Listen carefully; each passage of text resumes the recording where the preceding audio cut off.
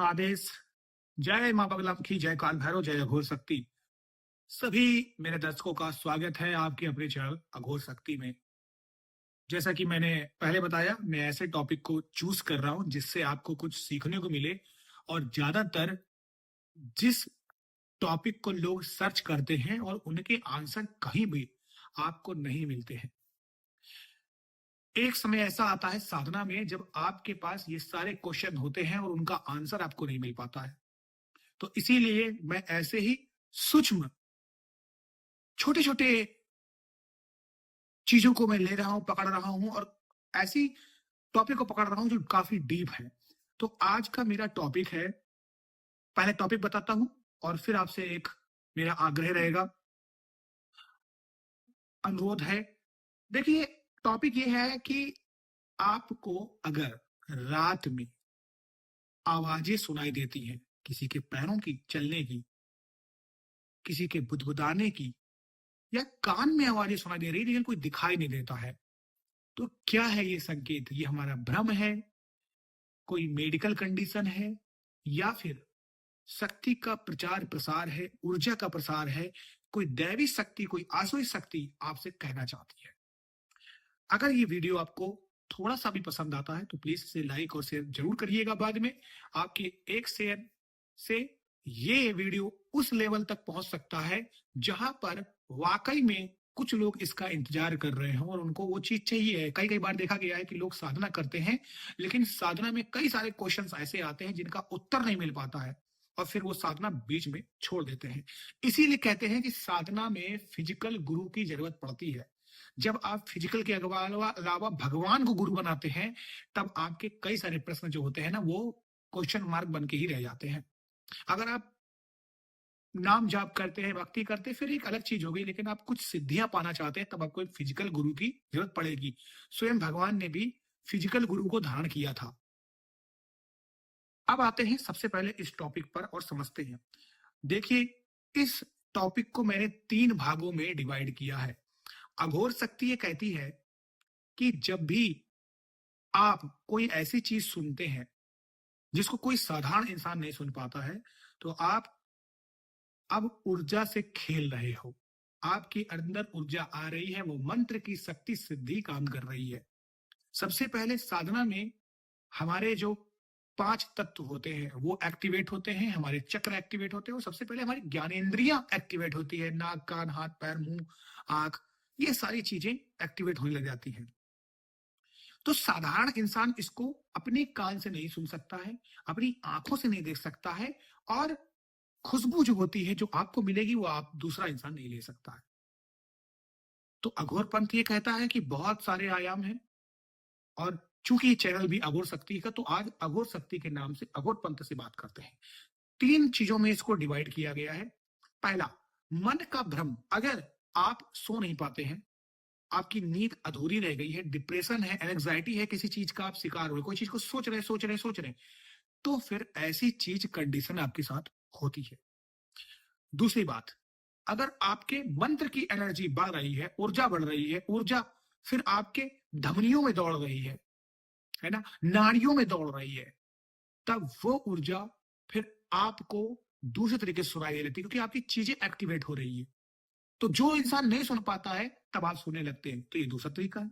तीसरा तरीका ये है कि वाकई में कोई चीज हो, अब चाहे वो निगेटिव हो या फिर वो पॉजिटिव हो। कभी कभी क्या होता है, जब हम पूजा पाठ, मंत्र या तंत्र में या फिर अघोर शक्ति के द्वारा आप साधना कोई करते हैं और उस लेवल पे जाने लग जाते हैं, धीरे धीरे जब आपकी साधना बढ़ती, मैं तो कहता हूं नाम जाप को भी अगर आप आगे बढ़ाते हैं तो कई सारे अनुभव होते हैं। अब अनुभव में इस बात की गारंटी नहीं है कि वो शक्ति आपके पास जो खींचेगी वो नकारात्मक होगी या सकारात्मक होगी, क्योंकि शक्ति के आयाम तो हैं भाई। इस पूरे ब्रह्मांड में सूर्य के साथ चंद्रमा है, पिता के साथ माँ है, देवता के साथ दानव है, अंधेरे के साथ उजाला है। तो चीजें एक दूसरे से इंटरकनेक्टिंग है। तो अगर जहां पर देवता होंगे तो वहां पर दानव भी होगा। फर्क क्या है?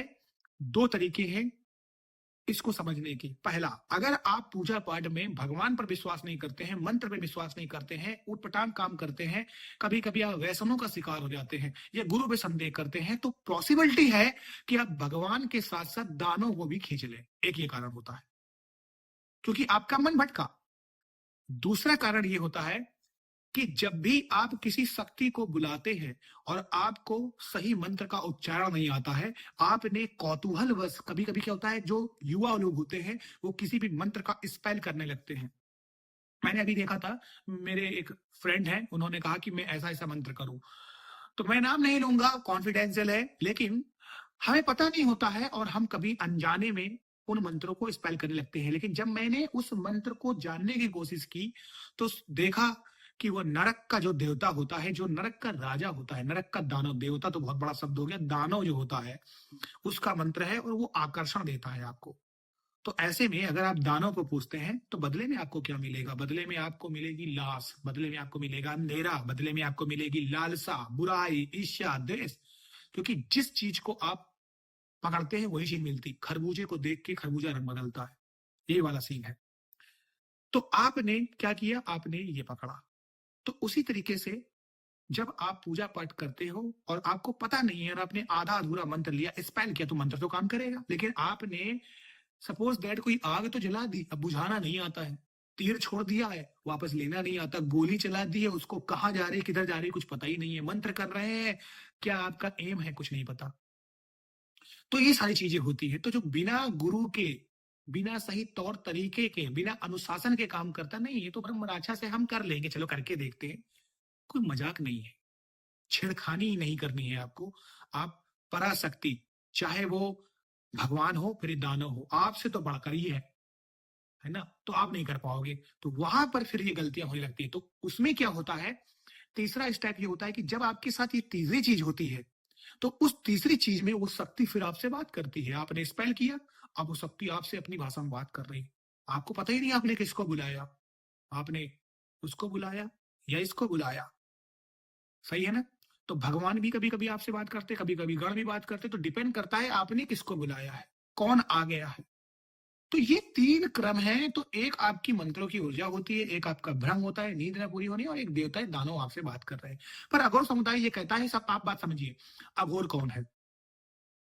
जो घोर हो, जो घोर होकर भी साधारण हो, साधारण शैली में जिए, शिव अघोर है। देखने में उनका शरीर बहुत विकराल है, नाग है, भस्म लपेटे रहते, साधारण इंसान डर जाए, लेकिन बहुत दयालु है। यानी दिखता कुछ है लेकिन होता कुछ है। वो कहीं भी रह सकता है, वो शमशान में रह सकता है, वो कुछ भी खाकर अपने जीवन यापन को बिता सकता है। जो देखने में घोर हो लेकिन वास्तविकता में वो घोर ना हो, मुलायम हो, कोमल हो, शीतल हो। तो इसका मकसद क्या हुआ? इस वर्ड का क्या मतलब है? इस वर्ड का ये मतलब है, आपको अंदर से स्ट्रांग बनना है, बाहर से साधारण बनना। आप देखने में साधारण लगे लेकिन आप अंदर से कैसे स्ट्रांग बनेंगे, उस परमात्मा परम पिता परमेश्वर पे पूरा आपका जोर होना चाहिए, विश्वास होना चाहिए, सानिध्य में रहे, उनके मंत्र पर विश्वास करें, गुरु के ऊपर विश्वास करें, अनुशासन में रहें। यानी यहां पर आप क्या है? यहाँ पर आप घोर है, बाहर क्या है? आप अघोर है, साधारण है। एक ऐसे कुर्ता नॉर्मल शर्ट पहन के जीवन यापन करें, लोग आपको समझकर धोखा खा जाए। जाते जाते एक कहावत कही गई है कि मूर्ख बनना सीखो, क्योंकि जब तक तुम मूर्ख बने रहते हो तभी तक तुम पर कोई वार नहीं करता है, और जब तुम ज्यादा स्मार्ट बनते हो ना, तभी तुम पर वार होता है। तो अघोर का ये एक चीज है, अपना ज्ञान, अपनी शक्ति, अपनी सिद्धि बचा कर रखिए, समय आने पर प्रयोग करिएगा। आशा करता हूँ मेरे आज का वीडियो आपको पसंद आया होगा, पसंद आया तो इसे लाइक और शेयर करिएगा। अभी के लिए मुझे इजाजत दीजिएगा, खुश रहिएगा, स्वस्थ रहिएगा। आदेश, जय मां की, जय काल भैरव, जय अघोर शक्ति।